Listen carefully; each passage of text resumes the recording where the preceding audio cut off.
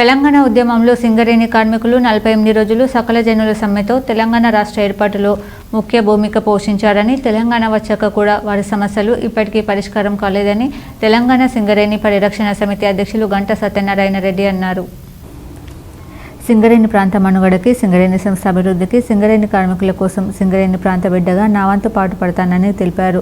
ముఖ్యంగా మారుపేర్ల సమస్య పరిష్కారం చేయడానికి, పెండింగ్లో ఉన్న కారుణ్య నియామకాల పరిష్కారం కోసం కార్మికుల పిల్లలకు ఉద్యోగాలు కల్పించి వారికి బతికివ్వాలని తాను కోరుకుంటున్నానని అన్నారు. 30 సంవత్సరాలకు పైగా సింగరేణి కార్మికులు కష్టపడి పనిచేసి అనారోగ్య కారణాలతో మెడికల్ అనిఫ్ట్ అయ్యాక తన కొడుకు, కుమార్తె, అల్లుడికి ఉద్యోగం వస్తుందని ఎదురు చూస్తే సింగరేణి కార్మికుల కుటుంబాలను, కార్మిక పిల్లలను ఉద్యోగం ఇవ్వకుండా సింగరేణి యాజమాన్యం వారి జీవితాలతో ఆటలాడుకుంటుందన్నారు.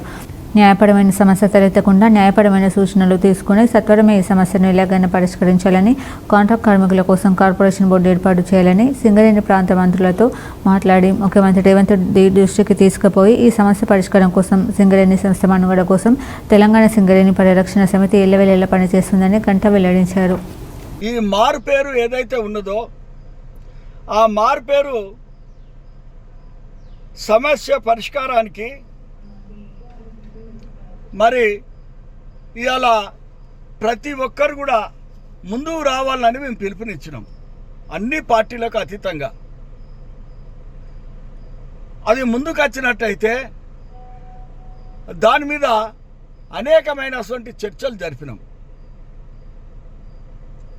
సింగరేణిలో ఒక కార్మికుడు 30 ఏళ్ల సంధి పనిచేస్తాడు అదే పేరుతోని, సింగరేణిలో అదే పేరుతోని సర్వీస్ పైసా, పట్టు పైసా తీసుకుంటాడు, సింగరేణిలో అదే పేరుతోని పింఛన్ తీసుకుంటాడు, సింగరేణిలో అదే పేరుతోని హెల్త్ ఫెసిలిటీస్ తీసుకుంటాడు, సింగరేణిలో అదే పేరుతోని కంపెనీ కోటర్ పొందుతాడు, సింగరేణిలో అదే పేరుతోనున్నటువంటి అతని కుమారునికి ఉద్యోగం ఇవ్వడంలా సింగరేణి యాజమాన్యానికి ఇవాళ ఎట్లాంటి అభ్యంతరం వచ్చిందనేదే మేము ప్రధాన అంశం తీసుకొని దీన్ని ముందుకు తీసుకుపోతున్నాం.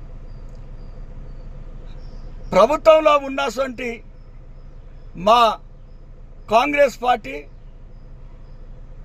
రేవంత్ రెడ్డి గారు ముఖ్యమంత్రి గారు దీన్ని వారి సింగరేణి ప్రాంతంలో ఉన్న సమస్యలన్నీ కూడా తీసుకుపోయి వారి దృష్టికి తీసుకుపోయి ఈ పరిష్కరించడానికి మా అంతుగా కాంగ్రెస్ పార్టీ ప్రముఖ నాయకులకు కూడా చెప్పి మరి దీన్ని సమస్య పరిష్కరించడానికి ఇవాళ మేమంతా కూడా కష్టపడుతున్నాం.